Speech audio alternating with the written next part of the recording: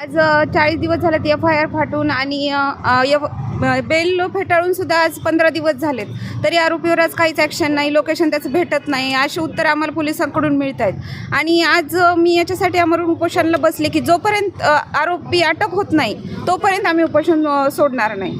आणि ज्या दिवशी डेड बॉडी सापडली त्या दिवशी तो आरोपी ताब्यात घेतला होता आणि आम्ही डेड बॉडी उचलूपर्यंत त्यांनी सांगितलं की आम्ही त्याला सोडणार नाही, किंवा ज्या दिवशी गुन्हा दाखल त्या दिवशी आम्ही त्याला 2 तासात समोर आणतो. मग आज अजून का नाही, त्याला का पाठीशी घातलं जातं आहे?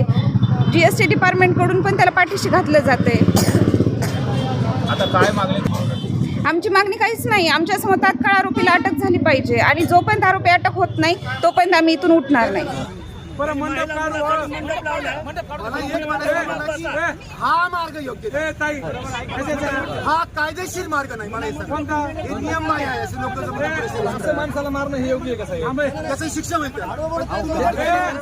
माझा सगळेजण ऐका, माझा सगळेजण, मला तुमची हात जोडून विनंती का हा कायदेशीर, ऐका ना, हा कायदेशीर मार्ग नाही. तुम्ही नियमबाह्य वागाल तर तुमच्यावर सुद्धा गुन्हे दाखल आम्हाला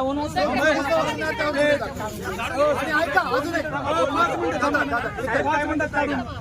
अजून एक. आणि इथं माझे एक अधिकारी 6 त्यांना प्रत्येकी 80-90 हजार पगार आहे.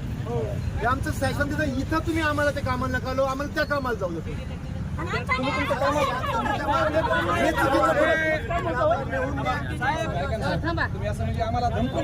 धमकत नाही, मी कायदेशीर बाब सांगतो, कायदेशीर बाब सांगतो. हो 10 मिनिटं